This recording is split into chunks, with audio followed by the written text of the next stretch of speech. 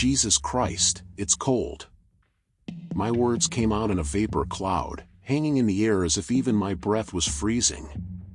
The dashboard thermometer of the Freightliner read -12 degrees Fahrenheit, and the wind howling across I-29 made the whole cab shudder like a spooked horse.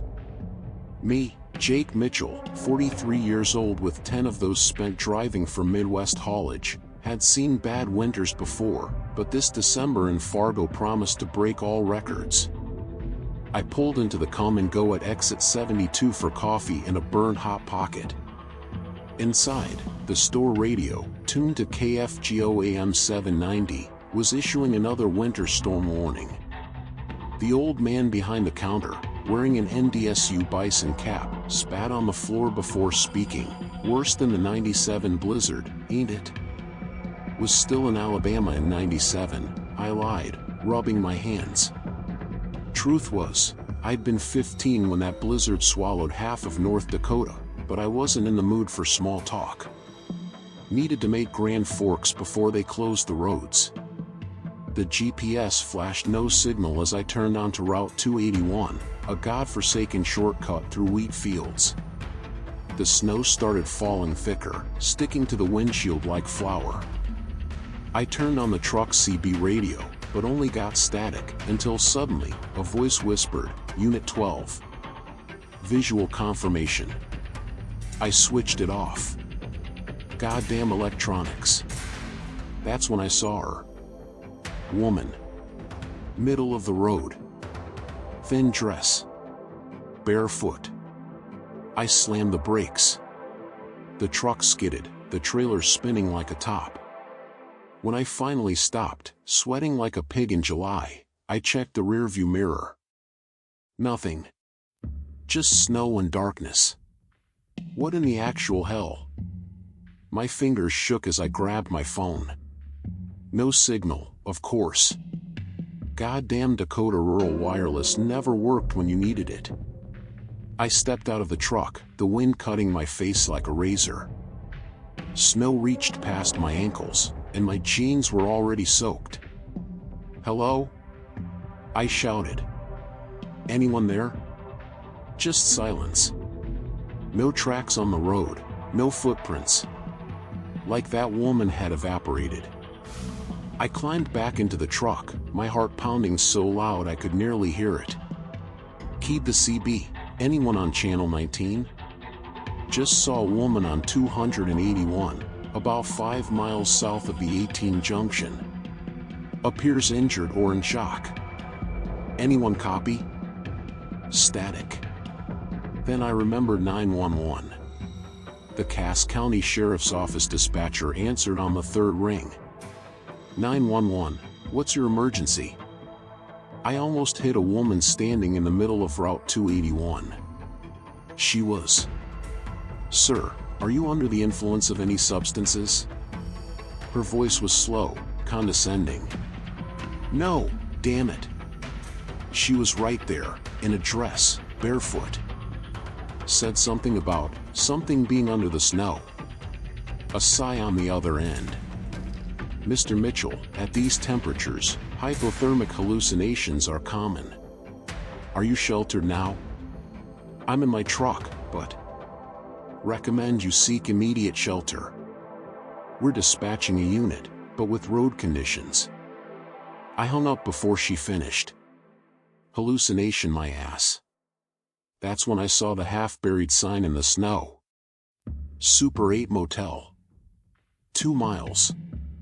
The place looked straight out of a nightmare. Broken sign, empty parking lot, snow piled up to the first floor windows. But anything beats staying on the road. As I turned toward the entrance, my high beams caught something in the ditch. Fresh tire tracks. Very fresh. And not from a semi. Those were from the big municipal snowplows. Except instead of following the road, they turned straight into the fields. The Super 8's parking lot groaned under my boots, the old snow protesting like a rheumatic old man. My mag light trembled in my hand, not from fear, I swore, but from the knife-edged wind whistling between numbered doors. Hello? My voice echoed in the void. "Anyone working here?" No answer. Just the sound of a loose pipe banging somewhere in the wind. The revolving door was jammed, but the side entrance gave way to a good kick. The smell hit me first: mold, old gasoline, and something sweeter, like meat forgotten at the back of a fridge. The lobby was frozen in time. A Windows 95 computer still on, blue screen. Keys hanging behind the front desk, covered in cobwebs. A December 10th, 1987 issue of the Forum open to the classifieds. My grease-stained fingers turned the page. The headline made me swallow hard. Hofty family vanishes in storm, search suspended. The photo showed a man, woman, and two young boys in front of a Hofty and Sons trucking rig. Same model as mine. Something crashed upstairs. Crash. I dove behind the front desk instinctively, knocking over a stack of VHS tapes labeled security cams, December '87. As I knelt to pick them up, I saw a brand new walkie-talkie, the kind the city used, sitting on a woman's suitcase. The tag read Lena H. I turned it on. Static. Then, a distorted voice. "Unit 12. Area clear, proceed to silo." The hairs on my arm stood up. Outside, an engine roared. Peering through a broken window, I saw a municipal snowplow, the kind with a massive blade, idling in the parking lot.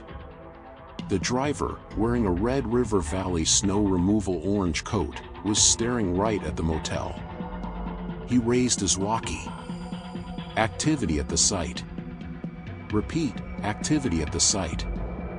The response came immediately. "Stand by for signal." Remember, the snow covers all. That's when I noticed the shoes under the makeshift bed behind reception. Kids' sneakers. Red Converse All-Stars. Exactly like the boys in the newspaper photo. I crouched behind that desk for 10 solid minutes, until the plow sound faded into the night. My legs were numb when I finally stood, but one thing was clear: I needed to get out before those goddamn plowmen returned. The flashlight beam found those little sneakers again. Red. Size small. The right sole stained with something dark that wasn't mud. The reception desk walkie crackled. "All units, return to designated positions. Full sweep before new system." I grabbed the newspaper with the Hofty family photo. The date, December 18th, 1987. Exactly 35 years ago. My hand shook as I turned the page to the full story. Family left Fargo on the night of December 17th in their blue Freightliner. Last communication was a 9:47 p.m. radio call reporting unauthorized obstructions on Route 281. I looked out the window.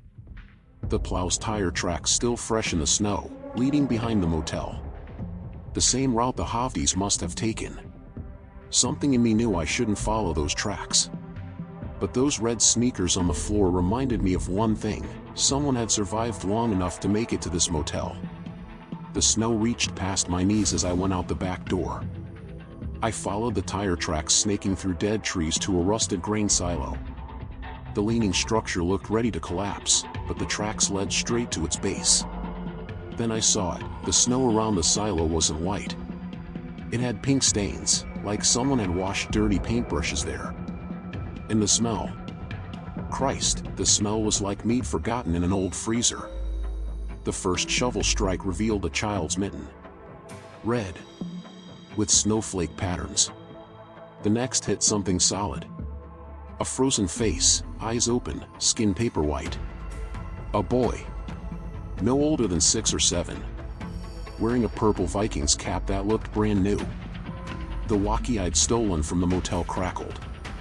Unit 12, breach in Sector 4. Movement confirmed. Headlights appeared on the distant road. 3 sets. Coming fast. That's when I realized the pink stains weren't random. They formed a pattern. Like something, or someone, had been dragged from the road to here, month after month, year after year. And at the center of it all, the silo waited. Its rusted door gleamed with a shiny new padlock. The silo door creaked in the wind, its new chain glinting under moonlight. I stumbled back, tripping in the deep snow, my breath coming in frantic clouds. The plows were less than 100 yards now, their headlights cutting the darkness like knives. I ran for the truck, my legs sinking knee-deep. Every step was a battle, like winter itself was trying to keep me there. When I finally reached the Freightliner, my hands shook so bad I could barely fit the key in the ignition. Come on, come on, come on. The engine roared, coughed, nearly died. In the rear view, I saw the plows fanning out, two flanking me, one coming straight up the rear. The passenger seat walkie spat static. Unit 12 to base. Target mobile. Standard procedure authorized. I floored it. The truck fishtailed terribly before grabbing traction. I threw it into gear and felt the trailer sway dangerously behind me. The plows didn't rush, they moved with calculated efficiency, cutting off escape routes. One accelerated to block the road exit, its blade raised like a castle gate. That's when I saw the sign hidden under snow. Condemned bridge, no through traffic. They weren't chasing me. They were hurting me. Pushing 18 tons of truck toward that perfect trap. I yanked the wheel left, sending the trailer sliding like a runaway sled. The truck rolled into the ditch with a crash that rattled my teeth. Before darkness took me, I saw the three plows stop in perfect formation. The nearest driver removed his goggles, same old man from the come and go. He keyed his walkie with calm hands. Unit 12 reporting. Winter accident at bridge curve.